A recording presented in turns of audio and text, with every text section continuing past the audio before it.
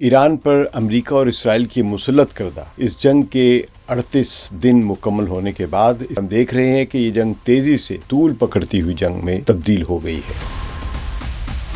America अभी भी जंग से पहले के ज़माने में रहता हुआ ईरान को अपनी शराइत मनवाने के लिए दबाव डाल रहा है, यानी डिक्टेट कर रहा है, जबकि जंग के बाद के हालात में ईरान ने आबने हुर्मुज़ पर कंट्रोल करके और खत्ते में अमेरिकी मिलिट्री बेसिस को तबाह करके और इसराइल को तकरीबन निस्फ से ज़्यादा बर्बाद करके अब दुनिया बदल दी है।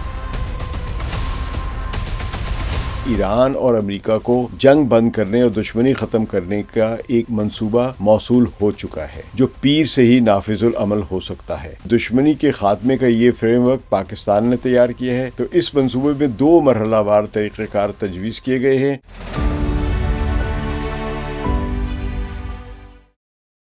सकलैन इमाम को सलाम कबूल कीजिए।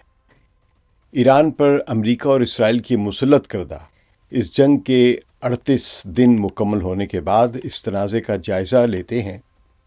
ये जंग 28 फरवरी 2026 को शुरू हुई जब अमरीकी और इसराइली तैयारों ने ईरानी फ़ौजी अड्डों पर हमले किए और उनकी मरकज़ी क़यादत को, आला क़यादत को डीकैपिटेट यानी सबको शहीद कर दिया, जिसमें रहबर आला सैयद अली ख़ामेनेई और कुछ 40 के करीब कमांडर जो थे वो सब पहले ही दिन शहीद हो गए थे। तो अब 1 माह से ज़ायद अरसा गुजर चुका है और हम देख रहे हैं कि ये जंग तेज़ी से एक लंबी होने वाली यानी तूल पकड़ती हुई जंग में तब्दील हो गई है। जंग के आगाज़ के पहले दिन ही अमेरिका इसराइल ने जब रहबर आला और टॉप कमांड को शहीद कर दिया था तो उनका ख्याल था कि ईरानी इनकलाब बिखर जाएगा और रज़ा शाह पहलवी को बादशाह बना दिया जाएगा, जो कि इस वक्त अमेरिका में रह रहा है। मगर ऐसा कुछ भी नहीं हुआ। किसी किस्म की हुकूमत नहीं बदली, ना ही कोई रजीम चेंज का ख्वाब देखा जा सका। तो इस दौरान जंग रुकवाने की कई कोशिशें की जा चुकी हैं जो अमेरिका और ईरानी मौक़िफ़ में बहुत ज़्यादा फ़र्क की वजह से अब तमाम नाकाम नज़र आ रही हैं। अमेरिका अभी भी जंग से पहले के ज़माने में रहता हुआ ईरान को अपनी शराइत मनवाने के लिए दबाव डाल रहा है, यानी डिक्टेट कर रहा है, और साथ साथ धमकी दे रहा है कि अगर ईरान ना माना तो ईरान को मुकम्मल तबाह कर दिया जाएगा, उनके पावर प्लांट्स तबाह कर दिए जाएंगे, उनके ब्रिजेस तबाह कर दिया जाएगा, उनको दीगर जो शहरी इंफ्रास्ट्रक्चर है उसको भी तबाह कर दिया जाएगा। जबकि जंग के बाद के हालात में ईरान ने आबने हुर्मुज़ पर कंट्रोल करके और खत्ते में अमेरिकी मिलिट्री बेसिस को तबाह करके और इसराइल को तकरीबन निस्फ से ज़्यादा बर्बाद करके अब दुनिया बदल दी है। बहरहाल बरतानवी न्यूज़ एजेंसी ने खबर दी है कि अब इम्कान नज़र आ रहा है कि अमेरिका और ईरान के दरमियान ट्रंप का अल्टीमेटम ख़त्म होने से पहले जंग बंद हो जाए। ये वो रॉयटर्स कह रहा है। तमाम रॉयटर्स की खबर की ईरानी ज़राए ने तस्दीक नहीं की है। मैंने अपने ज़राए से भी पूछा है और रॉयटर्स ने ख़ुद भी कहा है कि अभी तक इस प्रपोज़ल पर, जो कि उनके बकौल, रॉयटर्स के बकौल पाकिस्तान ने दी है अमेरिका को और ईरान को, उस पर किसी ने अभी जवाब नहीं दिया है। रॉयटर्स के मुताबिक एक बाखबर ज़राए ने पीर को ही रॉयटर्स को बताया है कि ईरान और अमेरिका को जंग बंद करने और दुश्मनी ख़त्म करने का एक मंसूबा मौसूल हो चुका है जो पीर से ही नाफिजुल अमल हो सकता है और इसके नतीजे में आबने हुर्मुज़ को दोबारा खोल दिया जाएगा। हालांकि ईरान के बकौल आबने हुर्मुज़ खुली हुई है। रॉयटर्स के मुताबिक जो उनके अपने ज़राए हैं वो ये बता रहे हैं कि दुश्मनी के ख़ात्मे का ये फ्रेमवर्क पाकिस्तान ने तैयार किया है, जिसे गुज़श्ता राज ईरान और अमेरिका के दरमियान शेयर किया गया है। तो इस मंसूबे में 2 मरहलावार तरीक़ेकार तजवीज़ किए गए हैं, जिसमें पहले फ़ौरी जंग बंदी और इसके बाद एक जामे मुआहिदा अमल में लाया जाए। ये मंसूबा ईरान की किसी भी शर्त पर पूरा नहीं उतरता है। अलबत्ता ये अमेरिका की ख्वाहिशात को पूरा करता है क्योंकि इसमें सदर ट्रंप को एक सेफ़ एग्ज़िट मिलता है। तो जंग बंदी की सफारती कोशिशों के बरक्स इसके जल्द अंजाम तक पहुँचने की बुनियादी वजह ये हो सकती है कि इस जंग में अब तक ना कोई फ़रीक फ़ौरी तौर पर फ़तेह हासिल कर सका है और ना ही कोई मुकम्मल तौर पर पसपा हुआ है। और जब जंग में कि कोई मकसद हासिल ना हो किसी भी फ़रीक को, तो इम्कान ये होता है कि जंग रुक जाए, लेकिन ये भी इम्कान होता है कि जब तक किसी एक फ़रीक को पूरा एक मकसद हासिल ना हो जाए वो जंग लड़ता रहता है। अमेरिका अपने तमाम अहदाफ हासिल करने में नाकाम रहा है। आबने हुर्मुज़ पर ईरान के कंट्रोल के बाद तेल की कीमतों में आलमी सतह पर इजाफ़ा हो रहा है और अमरीकी मईशत और डॉलर पर दबाव बढ़ रहा है। اس کے علاوہ آج جنگ کے 38ویں روز امریکہ اور اسرائیل دونوں کے اسلحے کے ذخائر تیزی سے ختم ہو رہے ہیں، جبکہ ایران کے ارزاں قیمتوں پر بننے والے میزائلوں اور ڈرونز کے سٹاک پر کوئی فرق نہیں پڑا ہے۔ ایسے میں امریکہ اور اسرائیل دونوں کے لیے جنگ جاری رکھنا اب مشکل ہوتا جا رہا ہے۔ لہٰذا اب امریکہ کو یا صدر ٹرمپ کو ایک سیف ایگزٹ چاہیے ہے جو ایران اپنی شرائط منوائے بغیر نہیں دے گا۔ اس سے اندازہ ہوتا ہے کہ یہ خبر جو رائٹرز نے دی ہے یہ فیڈ ہوئی ہے یا ٹمکیری ہے یا کوئی فیلر ہے۔ حقیقت پہ پیش رفت صرف یہ ہے کہ جو بہت ساری تجاویز پہلے ہی میز پر تھیں انہی میں سے کسی ایک کو ری ہیش کر کے یا ری فریز کر کے شیئر کیا گیا ہے۔ کل خبر اتنی ہے۔ اس سے جنگ رکتی ہے یا نہیں رکتی اس بارے میں کوئی امکان نظر نہیں آ رہا ہے۔ تو صدر ڈونلڈ ٹرمپ کے منگل کے روز ختم ہونے والے الٹیمیٹم پر ریٹائرڈ امریکی کرنل ڈینیل ڈیوس جو ہے ان کا کہنا ہے کہ ٹرمپ کی جانب سے ایران کو دیا گیا الٹیمیٹم در حقیقت خود ان کے لیے ہی ان کے گلی کی ہڈی بن گیا ہے، کیونکہ موجودہ حالات میں کسی بھی سمجھوتے کا امکان تقریباً ختم ہو چکا ہے، اور تہران جن شرائط پر راضی ہو سکتا ہے جنگ بندی کے لیے وہ واشنگٹن کے لیے سیاسی طور پر قبول کرنا ناممکن ہے، جس کی بنیادی وجہ یہ ہے کہ ایرانی قیادت خود کو کسی ایسے دباؤ میں محسوس نہیں کرتی ہے کہ وہ سمجھوتا کرے، بلکہ وہ موجودہ صورتحال کو اپنے لیے ایک اسٹریٹجک سپیریورٹی کا موقع سمجھتی ہے۔ واشنگٹن کی توقعات اور تہران کے حساب کتاب میں پائے جانے والے اس واضح فرق نے ٹرمپ کے سامنے صرف اب دو ہی ناخوشگوار راستے چھوڑ دیے ہیں، یا تو وہ کشیدگی بڑھا کر گلوبل اکانومی اور انرجی مارکیٹس کو خطرے میں ڈال دیں، یا پھر بغیر کسی معاہدے کے پیچھے ہٹ کر امریکی دباؤ کی ساکھ کو یا اس کی ڈیٹرنس کی ساکھ کو خاک میں ملا دیں۔ لہٰذا اگر ایران کی اسٹریٹجک سوچ کا نئے سرے سے حقیقت پسندانہ جائزہ نہ لیا گیا تو واشنگٹن کا غلط اندازہ اسے ایک ایسی صورتحال میں دھکیل سکتا ہے جو توقع سے کہیں زیادہ مہنگی اور نقصان دہ ثابت ہوگی۔ اسی بات کا اظہار سابق امریکی صدر باراک اوباما نے کیا ہے۔ وہ کہتے ہیں کہ مشرق وسطیٰ میں جنگ شروع کرنا تو آسان ہے، لیکن انہیں منظم طریقے سے ختم کرنا تقریباً ناممکن ہے۔ لہٰذا ہمیں یہ تسلیم کرنا ہوگا کہ امن ملبے کے ڈھیروں پر نہیں بلکہ ایک ایسے ریجنل سٹرکچر سے قائم ہوتا ہے جو استحکام فراہم کرے، اور اب ہمیں مشکل مگر مستقل سفارتکاری یا ایک ایسی نہ ختم ہونے والی علاقائی جنگ میں سے کسی ایک کا انتخاب کرنا ہوگا جس میں کوئی فاتح نہیں ہوتا بلکہ صرف متاثرین ہی بچتے ہیں۔ تاہم اوباما نے اس بات کا ذکر نہیں کیا کہ اس جنگ سے امریکہ کے اپنے ڈالر کو کتنے سنگین خطرات لاحق ہو چکے ہوئے ہیں۔ تو اس جنگ کا سب سے اہم پہلو یہ ہے کہ طویل مدت ہونے کی وجہ سے صرف میدان جنگ کی لڑائی نہیں رہی ہے اب یہ، بلکہ یہ اسلحے کے ذخائر اور جو انڈسٹریل کیپیسٹی ہوتی پروڈکشن کی، اس کی برداشت تک کی اب جنگ یہ بن چکی ہوئی ہے۔ سب سے پہلے ایرانی قیادت کے تازہ ترین موقف کو سمجھتے ہیں۔ ایرانی وزیر دفاع عزیز نصیر زادے نے 28 مارچ 2026 کو ایک پریس کانفرنس میں کہا تھا کہ یہ جنگ ہماری بقا کی جنگ ہے، ہم نے اپنی پوری معیشت اور صنعت کو وار فوٹنگ پر منظم کر لیا ہے، یعنی جنگی صورتحال پر اس رستے پر ڈال دیا ہے، ایک اثر نو منظم کر لیا ہوا ہے۔ ہمارے پاس اتنے میزائل ہیں کہ ہم برسوں تک روزانہ حملے کر سکتے ہیں، چاہے ہمیں ہزاروں جانی نقصان کیوں نہ اٹھانا پڑے۔ اسی طرح ایرانی پارلیمنٹ کے رکن ہیں علاؤالدین بروجردی، انہوں نے بھی کہا کہ اگر یہ جنگ مہینوں یا برسوں تک چلے تب بھی ایران کے پاس میزائلوں کی کوئی کمی نہیں ہے۔ ان بیانات کو سمجھنے کے لیے ہمیں ایران کی جو ایک ان کی ڈیفنس اسٹریٹجی ہے، دفاعی حکمت عملی، اس کو جاننا ہوگا۔ ایران نے پچھلے کم از کم 20 برسوں میں اپنی ڈیفنس کیپیسٹیز کو یا دفاعی صلاحیتوں کو دو اہم اصولوں پر کھڑا کیا ہے۔ پہلا اصول خود انحصاری، یعنی ایران اپنے زیادہ تر ہتھیار جو میزائل ڈرونز ہیں وہ خود تیار کرتا ہے، جن میں بیلسٹک میزائلز بھی ہیں، کروز میزائلز بھی ہیں اور ڈرونز بھی ہیں۔ اور دوسرا ان کا اصول کیا تھا کہ سب کے سب زیر زمین یعنی انڈر گراؤنڈ انفراسٹرکچر میں ہیں، وہاں پہ محفوظ رکھے گئے. یعنی ایران نے اپنے میزائل لانچروں اور ذخیروں کو پہاڑوں کی گہرائیوں میں چھپا رکھا ہوا ہے، شیلٹرز میں یا بنکرز میں. میزائل سٹیز بنائے ہوئے ہیں جہاں طاقتور امریکی بم آسانی سے نہیں پہنچ سکتے ہیں. اور اس وقت امریکہ کے لیے طاقتور بم گرانا بھی مسئلہ ہے. اس پر میں الگ سے بات کر چکا ہوں پہلے.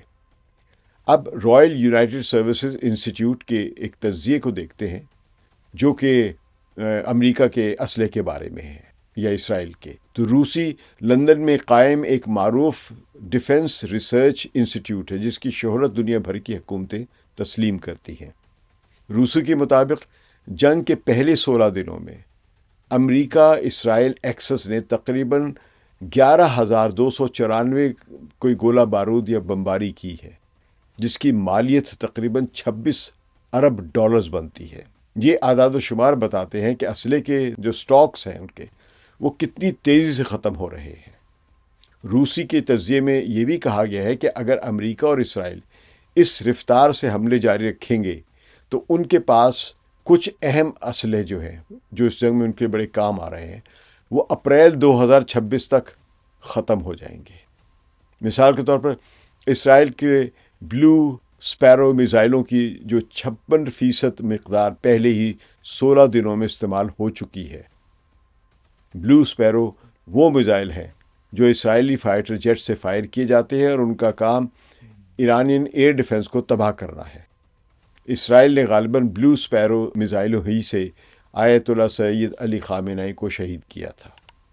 تو اسی طرح امریکہ کے ATACMS یعنی میزائل، یہ زمین سے زمین پر مار کرنے والے پریسیشن گائیڈڈ یعنی عین ہدف کو نشانہ بنانے والے میزائلوں کی جو تعداد ہے وہ 46% مقدار ختم ہو چکی ہے اس اب تک کی جنگ کے دوران ہی، بلکہ مارچ کے دوران. خاص طور پر تشویشناک بات ٹاما ہاک کروز میزائل کے حوالے سے سامنے آتی ہے.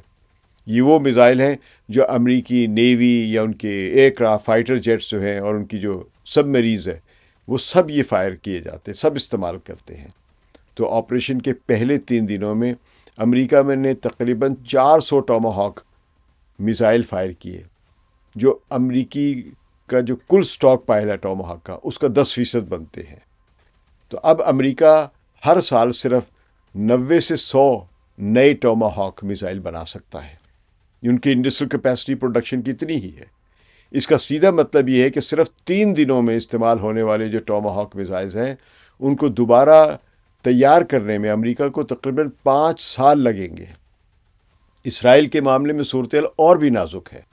روسی کے مطابق اسرائیل کے جو ایرو اینٹی بیلسٹک میزائلز ہیں، جو ایرو 2 ایرو 3 جو ہیں، ان میزائلوں کا 81% جو سٹاک ہے وہ پہلے ہی ختم ہو چکا ہے.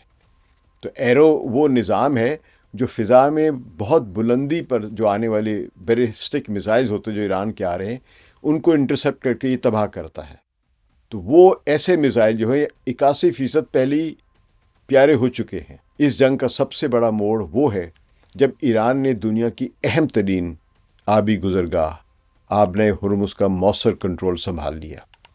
یہ آبنۂ ہرمز خلیج فارس کو خلیج عمان سے ملاتی ہے اور پھر انڈین اوشین سے ملاتی ہے، اور اس کی چوڑائی کچھ جگہوں پر 40-45 کلومیٹر یعنی 21 میل یا 25 میل، مختلف آتی رہتی ہیں ان کے اعداد، کیونکہ پانی اوپر نیچے ہوتا رہے تو مختلف اس کی چوڑائی بڑھتی جاتی ہے، تھوڑی سی کم ہو جاتی ہے. تو اس کی اہمیت آپ سب جانتے ہیں کہ دنیا کے خام تیل کی سپلائی کا 20 سے 25% یعنی 5واں حصہ روزانہ یہاں سے گزرتا ہے. صرف آئل ہی نہیں، فرٹیلائزر اور دیگر مصنوعات جو یہاں پہ بن رہی ہیں خلیجی ممالک میں وہ بھی یہاں سے دنیا کی مارکیٹ کو پہنچتی ہیں.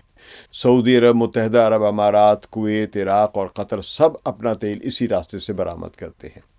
جب ایران نے اس راستے میں انٹرنیشنل شپنگ کو روک دیا تو عالمی تیل کی سپلائی فوری طور پر متاثر ہوئی. اس کے جواب میں امریکی صدر ڈونلڈ ٹرمپ نے ایک سخت الٹیمیٹم یعنی آخری وارننگ جاری کی. انہوں نے کہا کہ اگر ایران نے ایک مقررہ تاریخ تک آبِ ہرمز کا کنٹرول نہ چھوڑا اور انٹرنیشنل شپنگ کے لیے راستہ صاف نہ کیا تو امریکہ ایران کے تمام پاور پلانٹس، بجلی کے گریڈز اور اہم ترین پلوں کو اور دیگر जो सिविलियन इंफ्रास्ट्रक्चर उसको तबाह कर देगा। तो आपने हुर्मुज़ की बंदिश और ट्रंप के अल्टीमेटम ने जो ग्लोबल मार्केट्स हैं उनमें एक तशवीश की लहर दौड़ा दी है। जंग से पहले खाम तेल की कीमत, क्रूड ऑयल की कीमत 75 से $80 फ़ी बैरल थी और अब ये बढ़कर $110 फ़ी बैरल से तजावुज़ कर चुकी है। जबकि सऊदी माहिरीन के मुताबिक शदीद सूरत हाल में अगर ये मसला बढ़ता है और अप्रैल का वक्त तक ये जंग नहीं रुकती है तो शायद एक बैरल तेल की कीमत $180 तक जा सकती है। माहिरीन का खदशा है कि अगर मंगल यानी अल्टीमेटम के आखिरी तारीख तक कशीदगी कम ना हुई तो ये कीमतें $250 फ़ी बैरल तक भी जा सकती हैं। इसका बराह रास्त असर आम इंसान की ज़िंदगी पर पड़ेगा और दुनिया की पूरी इकॉनमी बैठ जाने का खदशा है। तेल की कीमतों में इजाफे से ट्रांसपोर्टेशन के अखराजात में 150% इजाफा हो चुका है, जिसकी वजह से गंदम, चावल, सब्जियों और दूध की प्रोडक्ट्स की कीमतें भी बढ़ रही हैं। यूरोप और एशिया की बड़ी जो इंडस्ट्रीज़ हैं जो एक सस्ती ईंधन यानी ऑयल या डीजल पर चलती हैं या बिजली पर चलती, जो भी फर्नेस ऑयल से बनता है या डीजल वगैरह से बनता है, वह बंद होने के करीब पहुंच चुकी हुई है। ख़ासतौर पर जापान और जनूबी कोरिया जैसे ममालिक जो अपनी एनर्जी की ज़रूरियात जो हैं उसका 80% हिस्सा जो है वो खलीज फ़ारस से हासिल करते हैं, वो अब बड़ी शदीद एनर्जी क्राइसिस का शिकार हैं। वहाँ पे राशनिंग शुरू हो चुकी है, वहाँ पे पाबंदियाँ लगना शुरू हो चुकी हैं। यही हाल न्यूजीलैंड और ऑस्ट्रेलिया का भी है, क्योंकि ये भी खलीज के तेल पर इन्हिसार करते हैं। तो इस जंग का सबसे बड़ा जो जियोपॉलिटिकल और फाइनेंशियल जो नतीजा है वो पेट्रो डॉलर के निज़ाम का कमज़ोर होना है। पेट्रो डॉलर 1974 में कायम होने वाला वो निज़ाम है जिसके तहत सऊदी अरब ने वादा किया था कि वो अपना तमाम तेल सिर्फ अमरीकी डॉलर में बेचेगा और बदले में अमरीका उसे एक फ़ौजी तहफ़्फ़ुज़ फराहम करेगा। रफ्ता रफ्ता तमाम ओपेक ममालिक ने ये डॉलर वाला निज़ाम अपना लिया और दुनिया भर में तेल की तिजारत सिर्फ डॉलर में होने लगी। इस निज़ाम ने डॉलर को आलमी रिज़र्व करेंसी बना दिया और अमेरिका को ये ताकत दी कि वो अपनी मर्ज़ी से दुनिया के किसी भी मुल्क पर पाबंदियां लगा सके। लेकिन अब ये निज़ाम टूटता हुआ नज़र आ रहा है। जर्मनी के एक मारूफ बैंक डोइचे बैंक के 25 मार्च की एक रिपोर्ट के मुताबिक ईरान पर हमला पेट्रो डॉलर के तसल्लुत को कमज़ोर कर सकता है और पेट्रो युआन के ज़हूर का बायस बन सकता है। अब ये होना शुरू हो गया हुआ है। रिपोर्ट में कहा गया कि ईरान ने हुर्मुज़ आबनाए से गुजरने वाले टैंकरों को चीनी युआन में अदायगी की शराइत पर इजाज़त देना शुरू कर दी है। इस तरह के इक़दामात अगर जारी रहे तो 1970 की दहाई से कायम पेट्रो डॉलर के स्ट्रक्चर को बतदरीज ख़त्म हो जाने के इम्कानात नज़र आ रहे हैं। आदाद शुमार बताते हैं कि गुज़श्ता एक माह में चीन ने ईरान से ख़रीदे गए तेल की 90% अदायगी अपनी करेंसी युआन में की है। ब्रिक्स ममालिक के दरमियान तिजारत में डॉलर का हिस्सा 40% तक गिर गया है। ब्रिक्स में ब्राज़ील, रूस, इंडिया, चीन और जनूबी अफ्रीका शामिल है और ये वो ममालिक है जो दुनिया की निस्फ से ज़्यादा आबादी पर मुश्तमिल है। डॉइचे बैंक ने खबरदार किया है कि ये जंग तवील मुद्दत में पेट्रो युआन के ज़हूर के लिए एक बहुत बड़ा मुहर्रिक का काम करेगी।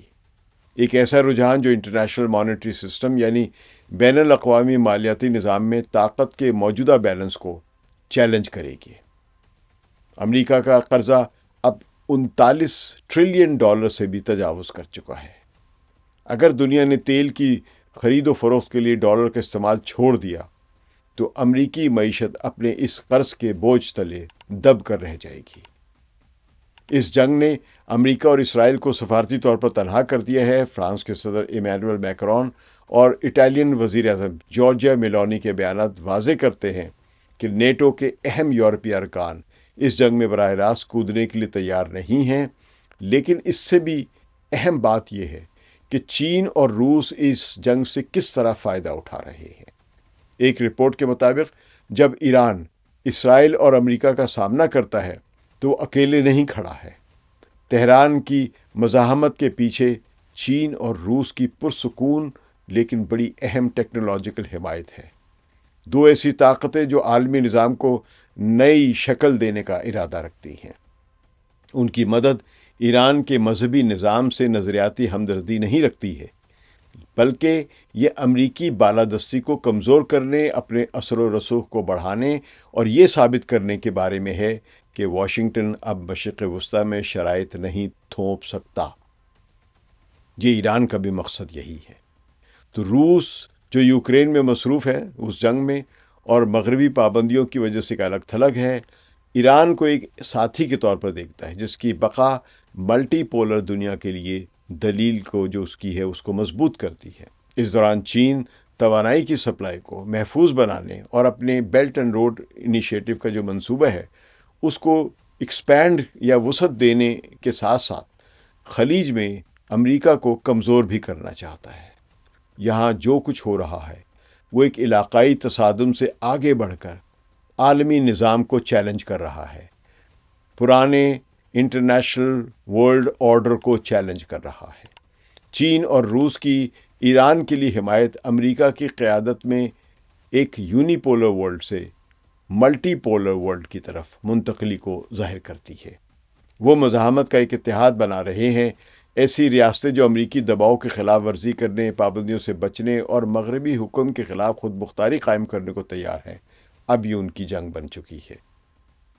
ایشیا ٹائمز میں شائع ہونے والے ایک تفصیلی تجزیے کے مطابق جو اس میں لکھا گیا ہے کہ this conflict has already accomplished what decades of geopolitical manoeuvring couldn't. It has delivered a decisive and likely irreversible blow to the architecture of the American-led unipolar world. یعنی اس جنگ نے وہ کچھ حاصل کر لیا ہے جو دہائیوں کی جیو پولیٹیکل چال بازیاں نہ حاصل کر سکیں۔ اس نے امریکی قیادت میں قائم یونیپولر ورلڈ آرڈر کے سٹرکچر کو ایک فیصلہ کن اور ممکنہ طور پر ناقابل واپسی کاری ضرب لگائی ہے۔ اس تجزیے کے مصنف ہیں بھیم بھرٹل، جو نیپال اوپن یونیورسٹی میں ترقیاتی معاشیات اور عالمی معیشت پر پڑھاتے ہیں۔ یہ ان کا سبجیکٹ ہے۔ تو بہرحال یہ جنگ اب صرف جنگی محاذ کے اعداد و شمار نہیں رہی ہے، بلکہ ایک پورے گزرے ہوئے دور کے انجام کی کہانی بن چکی ہے۔ اس کہانی کا پیغام واضح ہے۔ امریکی طاقت اب ایک قابل اعتماد سلامتی کی ضمانت کے طور پر نہیں دیکھی جا سکتی، اور پیکس امریکانہ کے زیر انتظام جو سپیریورٹی منظم تھی، جو ان کی برتری منظم تھی اور جو تیز رفتاری سے اب ختم ہو رہی ہے، اس کی جگہ دنیا تیزی سے ملٹی ڈائمینشنل یعنی کثیر الجہتی اور ملٹی پولر سسٹم یعنی کثیر القطبی نظام کی طرف گامزن ہے۔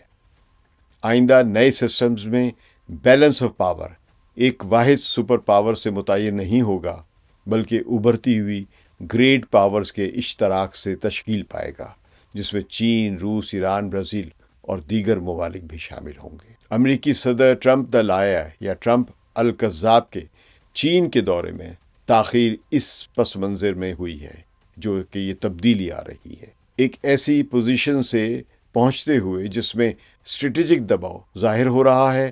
امریکی وفد کو ایک ایسے میزبان کا سامنا کرنا پڑے گا جو نئی حقیقتوں کے ساتھ باہمی اعتراف کے بغیر تجارت یا ٹیکنالوجی پر مراد دینے کے لیے مائل نہیں ہوگا۔ چین نے جنگ کے آغاز کی مذمت کی ہے، لیکن سفارتی چینلز کو برقرار رکھا ہے تاکہ خود کو ایک ذمہ دار اسٹیک ہولڈر کے طور پر پیش کیا ہے جو تصادم بڑھانے کے بجائے استحکام کی میڈییشن کر سکتا ہے۔ لیفٹیننٹ کرنل جاہرا فرینکی میٹسک، جو امریکی ایئر فورس میں ایک کمانڈ پائلٹ ہیں اور فی الحال U S naval war college میں پروفیسر ہیں، وہ وار اسٹریٹجیز یعنی جنگی حکمت عملی، ڈیفنس انڈسٹری یعنی دفاعی صنعتیں جو ہیں ان کی بنیادوں اور اسلحے کی فراہمی کے مسائل پر ایک معروف ماہر ہیں۔ تو وہ بھی روسی یعنی جو میں نے عرض کیا کہ رائل یونائٹڈ سروسز انسٹیٹیوٹ اور ویسٹ پوائنٹ جو کہ امریکہ کا ایک فوجی ادارہ ہے، تو اس کے ماڈرن وار انسٹیٹیوٹ کے لیے انہوں نے متعدد ریسرچ آرٹیکلز لکھے ہیں۔ جاہرا میٹسک کا یہ کہنا ہے کہ یہ انڈسٹریل فزکس یعنی صنعتی طبیعیات کا جو مسئلہ ہے یہ سب سے اہم ہے کہ آپ کی انڈسٹری میں کیپیسٹی کتنی ہے۔ پیسہ تو بہت ہوگا، تو امریکہ کے پاس پیسہ تو بہت ہے، لیکن اس کے پاس وہ انڈسٹریل کیپیسٹی نہیں ہے کہ وہ اتنی تیزی سے مہنگے میزائل بنا سکے جتنی تیزی سے ایران کے سستے ڈرونز انہیں ضائع کروا رہے ہیں۔ تو یہ میٹ سے کہتے ہیں کہ strategically ruins cost exchange ratio that the West's industrial capacity is not prepared to sustain، یعنی جنگ کے اخراجات کا ایک ایسا اسٹریٹجک نقصان دہ تناسب جسے برداشت کرنے کی مغرب کی صنعتی صلاحیت میں اب سکت نہیں ہے۔ ایک ایرانی خودکش ڈرون جس کی قیمت محض $10,000 اور بعض کی تو $10,000 ہوتی ہے، بعض 50,000 کے بھی ہوتے ہیں، تو اسے گرانے کے لیے اسرائیل اور امریکہ کو $20 لاکھ کا انٹرسیپٹر میزائل جو فائر کرنا پڑتا۔ یہ اکنامک کا جو امبیلنس ہے یا عدم توازن جو ہے وہ اس جنگ کا اصل فیصلہ کن فیکٹر ہے۔ یہ جنگ اب صرف سرحدوں تک نہیں رہی ہے، یہ ایک زمینی 2 ملکوں یا 4 ملکوں کے درمیان جنگ نہیں رہی ہے، بلکہ یہ گلوبل سسٹم کی تبدیلی کی جنگ بن چکی ہے۔ ایران کا آبرۂ ہرمز پر کنٹرول، چین کا پیٹرو یوان کے ذریعے عالمی معیشت میں انٹری اور امریکہ کا بڑھتا ہوا قرضہ، سب مل کر ایک نئے انٹرنیشنل ملٹی پولر ورلڈ کی تشکیل کی خوشخبری دے رہے ہیں، اور جہاں مغرب کا اکنامک اور ملٹری تسلط اب چیلنج ہو رہا ہے۔ ایرانی قیادت کا دعویٰ ہے کہ وہ اس جنگ کو برسوں جاری رکھ سکتے ہیں، اور اب تک کے اعداد و شمار اس دعوے کو تقویت دیتے نظر آ رہے ہیں، اور خاص طور پر امریکہ کی آبرۂ ہرمز کو ایران کے کنٹرول سے نکالنے کی صلاحیت سب پر ننگی ہو چکی ہے، اریاں ہو چکی ہے۔